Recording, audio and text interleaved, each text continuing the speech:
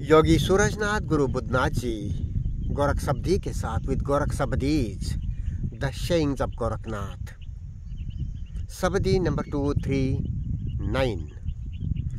बिनी बैसंदर ज्योति बलत है गुरु प्रसादे दीठी स्वामी शिला अलुनी कहिए जिन चिन्हा तिन दीठी। Translation by Bhagwan Nath and Surajnath. The light is burning where there is no fire.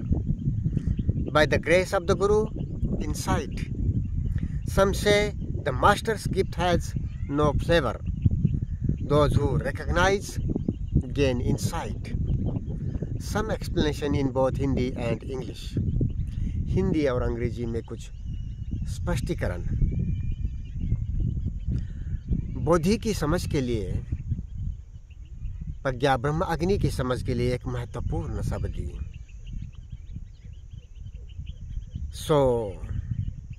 सादी बात है। गोरख कहते हैं कि जहाँ कोई अग्नि नहीं है मगर ज्योति चेतन है, ऐसी जो बात है, अग्नि नहीं है, फायर नहीं है मगर ज्योति प्रकाश चेतन है, ऐसी जो बात है वो गुरु प्रसाद के साथ में उसकी इंसाइट दीठी दृष्टि, उसकी इंसाइट अंतर समझ हमें होती है गुरु प्रसाद से।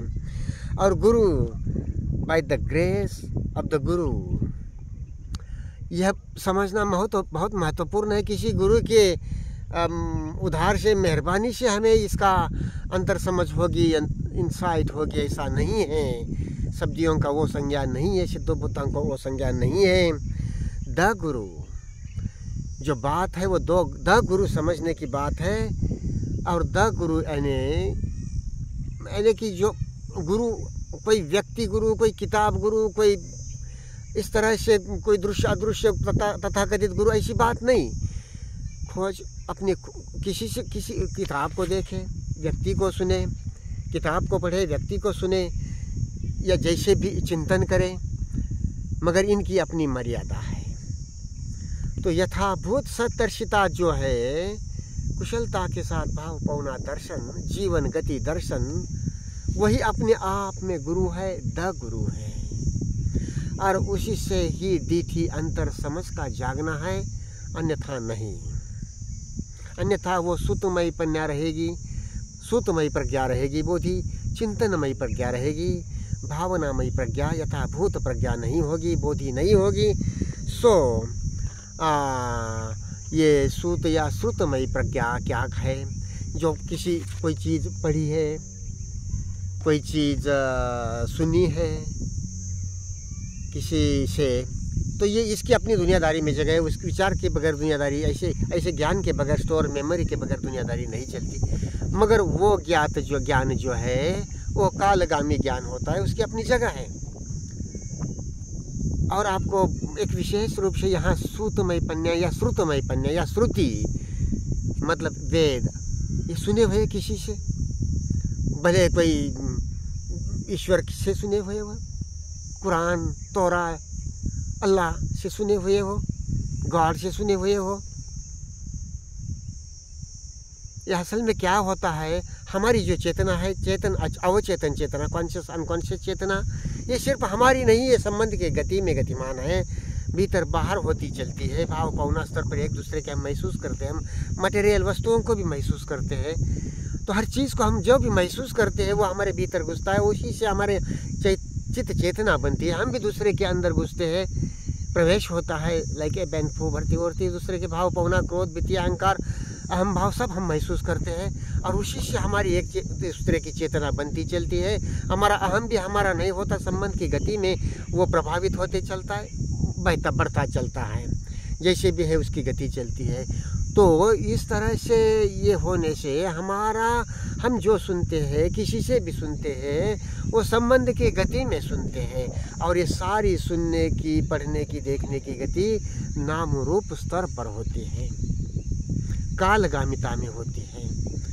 श्रुतमयी प्रज्ञा जो होती है, श्रुतमयी बोधि जो, श्रुतमयी पन्या, श्रुतमयी पन्या, वो कालगामिता होती है, कालगामिता की बात होती है। भले उसे कहे कोई कि ये श्रुति हमारी ईश्वर से सुनी हुई बात है, गॉड अल्लाह से सुनी हुई बात है। हमारी कुरान आयते पुराण वगैरह, कुरान अलग है, वो वे तोरा वेद, ये अपनी चेतना खुद की चेतना ना हो करके जो भव प्रवाह है उस चेतना प्रवाह का एक हिस्सा है, सो उसके साथ जुड़ी है।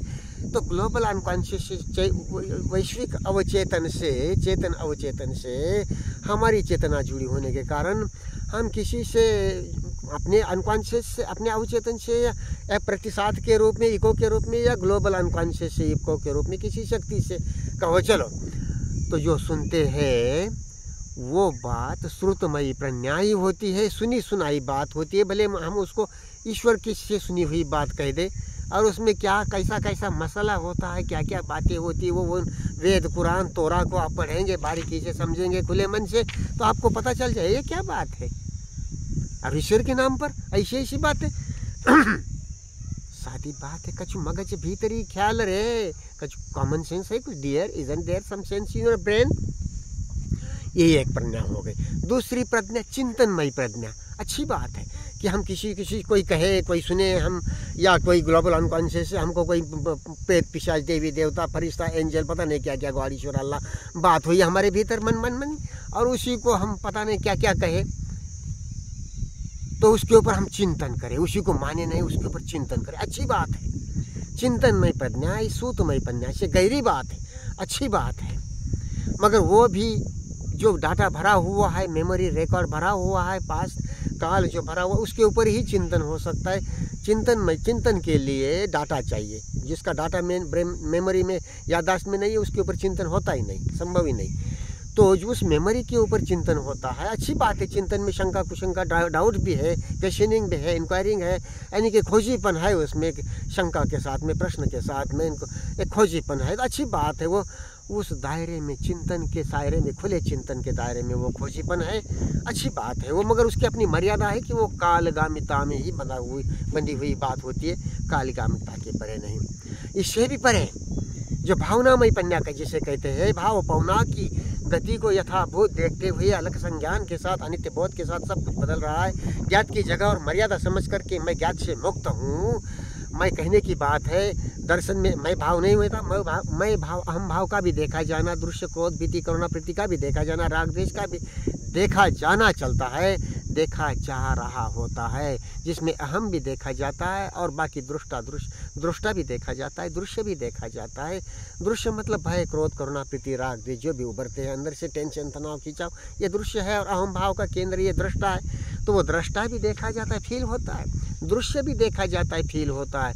और उसमें उसकी जो भी एक्शन होती है अलग संज्ञान के साथ, अनित्य बोध के साथ, कुशलता से बारीकी से करने, इस ध्यान साधना की गंभीरता से करने से क्या होता है, ये अपने आप में खोज की बात होती है। और ये विचार की श्रुतमय प्रज्ञा की, श्रुति की बात नहीं होती, किसी वेद कुरान तोरा की बात नहीं होती, ये अपने चिंतन की भी बात नहीं होती जो कालगामिता में होती है।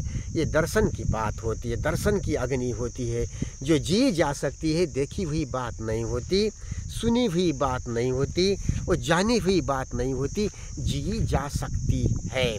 और उसमें वो साइलेंस है, एम्प्टीनेस है, भूत भविष्य के साथ जुड़ा हुआ मन नहीं है। भले विचार चेतना चल रही है, श्रृंखला है, उसका महत्व नहीं है। हम भाव भावना को देखते हैं तो वर्तमानता है, अलग संज्ञान के साथ, अंत्य बोध के साथ वर्तमानता है, तो वो एम्प्टीनेस है, शून्यता है, निरंजनता है, साइलेंस है। और उसमें से जो भी हमें महसूस होता है, फील होता है, अंतर समझ आती है, तो उसको भी देखने परखने के लिए हम खुले होते हैं। जैसा कोई साइंटिस्ट एक प्रयोग को 100 बार करके देखता है, सिद्ध करता है, उस तरह से हमारे अंदर से भीतर से जो भी प्रज्ञा हमें अनसाइट अंतर समझ जागती है, तो उसके लिए हमारा मन क्वेश्चनिंग होता है, उसको परखता है और उसमें उसकी सिद्धता देखता है कि हाँ ये क्लियर है। कुछ अस्पष्ट है तो वो भी ये समझता है कि हाँ ये आधा स्पष्ट है, आधा क्लियर है। कुछ स्पष्ट नहीं है तो वो ये भी समझता है कि ये स्पष्ट नहीं है, और उस सत्य के साथ रहता है। और उस तरह से वो जीवन में गहराते हुए अपनी चित्त चेतना के अवधूनन के साथ जीवन में गहराते चलता है। बड़ा मीठा मरण जीते जी, जीवता मरिवा मरी करी जीवा, जी die while living, live having died. यहाँ अमीर से भरी भरी पियवा, जो प्रेजेंस ऑफ द माइंड, वर्तमानता का जो अमीर है, ये मेजर मेय नहीं है, ये विचार श्रुतमय चिंतनमय मेय होती है, माया होती है। और माया कोई मिथ्या नहीं है, उसकी अपनी जगह है, मर्यादा है। तो ये मेय माया नहीं, ये अमीय है। और अमीय शब्द बार बार आता है, अमेय अमीय, जिसे अमृत भी कहा जाता है, अम्ब्रोसिया। सो ये जो पन्या है, इसकी जो भावना, तीसरी बात है ये, और ये साउंड ऑफ साइलेंस होता है, और ये खुली बात होती है, पक्की स्ट्रेट फॉरवर्ड क्लियर बात होती है। इसमें कोई ईश्वर नाम कल्पना नहीं होती। साइलेंट पैशन उसके बारे में होती है, मालूम नहीं है मगर पैशन है, ठीक है। गॉड अल्लाह परमात्मा, पता कुछ भी कहे, ईश्वर गॉड अल्लाह परम सत सुप्रीम निर्वाणिक सत, ताका नाव धरोगे कैसा, गोरख सीधे कहते हैं। Who can describe that? Who can name that? No. So, और ऐसी जो चिंतनमयी प्रज्ञा के परे, श्रुतमयी श्रुतियों के परे, जो दर्शन की अग्नि की जो बोधि होती है, प्रज्ञा होती है, फायर डिवाइन फायर अग्नि होती है, वो उसका कोई स्वाद नहीं। भाव पौना का, विचारों का अच्छे बुरा स्वाद होता है, प्लीजिंग पेनिंग होता है, सुखद दुखद होता है, सही गलत हो सकते हैं, उसका कोई स्वाद होता है। किसी को काले का पीला दिखता है तो उसका कोई स्वाद होता है अपनी चित्त चेतना की कंडीशनिंग के कारण। किसी को पीले का काला दिखेगा, रंगांधत्व है। ये नाम रूप में, ये सुतमयी में, चिंतनमयी में नाम रूप की ये बातें होती है। जैसी भी मैकेनिज्म बनाए उस तरह से होती है। भावनामय पन्या में कोई सुखद दुखद नहीं होती। भावनामय पन्या, प्रेजेंस जो है अपने आप में वर्तमानता, बोधि की बात, ये सुखद दुखद नहीं होती, ये अच्छी बुरी नहीं होती, ये कम ज़्यादा नहीं होती। कम गहराई हो सकती है उसकी ज़्यादा, मगर वर्तमानता में जीने में उसका कोई मूल्य नहीं होता, उसको कोई मोल टच नहीं कर सकता। ये अनमोल होती है, इनवैल्यूएबल होती है। और वह अपने आप में अलुनी गोरख उसे कहते हैं। वो जो अग्नि है, जिसका कोई प्रत्यक्ष अग्नि नहीं है मगर वो प्रकाश है, दिया है, उसे कभी अग्नि कहते हैं, कभी दिया कहते हैं, प्रकाश कहते हैं, कभी इस तरह से शब्द बदलते हैं। हमें उसका कॉन्टेक्स्ट, संदर्भ समझना होता है। तो उस प्रकाश की, उस बोधि के प्रकाश की, जो गुरु प्रसाद से, किसी के मेहरबानी से नहीं, दर्शन की अग्नि में जो अपने आप में गुरु है, उससे वो प्राप्त होती, जागती है। और वो जो उसकी जो है कोई, वो मास्टरली प्रेजेंट है, मास्टर्स प्रेजेंट है, मास्टरली प्रेजेंट है, और उसका कोई टेस्ट नहीं होता। उसे आलूनी कहिए, आलूनी बगैर नमक वाला, बगैर नमक वाला, बगैर टेस्ट वाला, बगैर रस वाला है। और जो सारे रस को खींचने की ताकत होती है उसके अंदर में, उस वर्तमानता में, उस ध्यान की अग्नि में सारे भाव भावना के रस को खींचने की ताकत होती है। वेदना भावनाओं को, अच्छा बुरे को, सुखद दुखद को, राग द्वेष को, करुणा प्रीति को, अहम भाव को, और अहम भाव दृष्टा भाव को, क्रोध भीति करुणा प्रीति राग द्वेषात्मक दृश्य भाव को भी, ये सब एक साथ दूसरे के साथ जुड़ा होता है, एक दूसरे को परिणाम करता है, अलग नहीं होता। अहम भाव केंद्र होता है, दृश्य भाव आसपास में होता है। तो ये दृष्टा दृश्य का दर्शन चलता है, और उसमें दृष्टा दृश्य की अहम पिंड की निर्जरा चलती है। और ये से टू बी सल्टलेस, टेस्टलेस, अलुनी कहिए, जिन चिन्हा तिन दीठी, जो समझ जाते हैं, जो इसको पहचान लेते हैं, इस बात को जीते जी भावनामय पन्या के साथ, भाव पावना दर्शन की अग्नि में, उनको दीठी होती है, दृष्टि होती है, अंतर समझ होती है, इंसाइट होती है। Some explanation in English. Here Gorakh says that the fire of observation, there is light but no fire, and whoever recognize that light, they have insight. So what is that light which doesn't have any apparent fire, cold or heat, hot fire? No, nothing. Cold is also a kind of fire, hot is also fire. So it is not any kind of fire like cold or heated, no heating, no. So but it is light, and that light we gain insight into it by the grace of the Guru, and the Guru is a matter to be understood. There is and this is said to be insight. So what kind of insights are? Let us clear this briefly. There is, we read something, we listen something from somebody. So these reading from some source, listening from somebody. So this kind of information is a kind of intelligence or panya, but this is the known read pranya, sruta pranya, sutamayi panya, sutamayi bodhi, sruta pragya, listen the pragya. And in this, understand that this our consciousness is not our consciousness, but it is becoming my ego and observer, ego center and its periphery of observe, fear, anger, affection, compassion, attraction, repulsion that are being felt by others, and we feel what others express. So it is like in and out, we receive and we reflect also, we share also, we transmit also. So they are being shared. So the point is that consciousness is this ego center and its periphery, whatever it is not my own, but it is a matter that gets formed in the mirror of relationship. Whatever we feel each other, we enter into each other, and that way physically we are separate, but psychologically too, we are part of the same stream, global stream of consciousness. And in that, our conscious unconscious mind, and it is related with global conscious unconscious mind, so that we listen. Apparently we read or we listen from some person, dogs barking, or some ritualists, ritual making and all that things, or some leaders, political leaders, speeches, etc. We listen. So that way we get some information. That is kind of intelligence. It can be right or wrong. We need to examine it. But here, another point. Likewise, we have this listened, whether we listen as the response from one's own unconscious, or the global unconscious, and to which we name as it is sound from angel, sound from incarnation, sound for God, sound from this spirit or that spirit, that God or that angel, and or the ultimate God, the divine, sound from the God. There are so many books like this. These Vedas, which are called as Shruti, listened from God. Shruti, Vedas, this Quran, this Torah, this Bible, all what are they? Thus listened from somebody. They are non-stop and nothing new. If you and then there is another. There is no sound from God.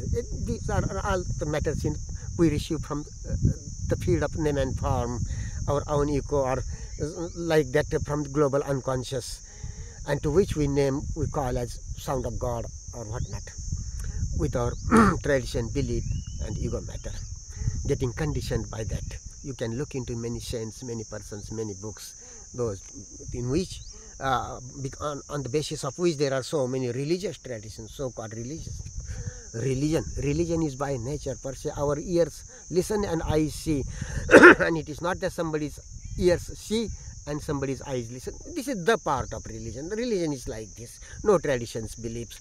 The another intelligence is not just listen and I believe. Okay, in day-to-day life it has its place, we need to believe many things, but we have another intelligence, another capacity to think, and to think freely, sanely, rationally. So that is another intelligence, thinking intelligence, rational intelligence. It is more important than this Srutamai Panya, whether read from some book, heard from some persons, or read from some Veda, Torah, Quran, etc., etc. It is the free and sane thinking is better than all that. But free and sane thinking has its limit. It is limited by thought and thinking, because thought and thinking could go on what is recorded, what is in the memory. And if there is no memory, no data, no recording in the memory, thought cannot. There is no thinking. There is no thinking about that thing. This is simple. So thinking, thought, thinking intelligence, the Sruta intelligence, listened or read intelligence first. Second, thinking intelligence. It is good, but it has its limit. It is time matter. The third intelligence is freedom from thinking, freedom from thought, by knowing its place in day-to-day life and its limit otherwise. And so presence, freedom from the thought is the alakshan. So everything is changing, one feels within and around. So insight into impermanence, anitya bodhi, uncertain, anything may happen. So and so observation of whatever is happening, Observation is itself, in itself, is nothing, no past, no future. It is presence, it is emptiness. It is emptiness, it is presence, it is silence. And in that there is the action of silence. There is awakening of that intelligence which cannot be caught by any of the sense organs. And though we gain clear insight into it, bhavana maipanya, observation of what is, and getting insight into that intelligence which is not of thought anyway, not listened, heard, Shruti, Veda, Quran, no, and not of thinking also. It is of observation. So it is emptiness. It is the sound of silence, and any insight into that is from the sound of it could be called as the sound of silence. It could be called as light that has no fire, apparent fire, and it has no taste. All the things of thought and time, feelings and sensations, ego center, I-ness, and its periphery of the observer and the observed, that has some other taste, good or bad, more or less, right or wrong. Maybe somebody sees black color as yellow color as red color because of color blindness. That way, it is all in the matter of thought and time. But observation in itself is that no value can touch to observation.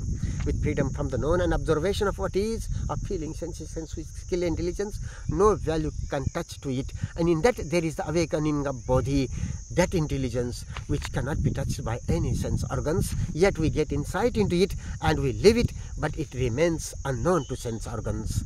And by the insight, that insight is a part of memory, and we use that, and memory, thought, thinking is backs itself, and we are open to look, to learn, to observe with skill and diligence while walking, while awake, while going into sleep, and in sleep as well accordingly. So this intelligence is said to be saltless, tasteless. The intelligence of observation is the masterly gift, the gift, the master's gift, or the masterly gift. It has no taste. It could be called as aluni, saltless, tasteless, and those whoever recognize it, work on it like this, work on it actually with skill and diligence, and get insight into it in the fire, which is in the light which has no apparent fire. Those who work on it actually in this fire of observation, live it, or the light of observation. In the light of observation, there is that light of bodhi intelligence that has no apparent fire, no heat or cold, no taste, no value, invaluable. That is insight into that. Those whoever work like this, he or she has insight into that bodhi, by which there is the emptying of consciousness, dying that is sweet. And so Gorakh says in a Sabadi, die while living, live having died, drink the ambrosia, drink the fill of the ambrosia, drink the fill of this ambrosia which is not known, which has no taste, which has no flavor, and in which there is our dying that is sweet.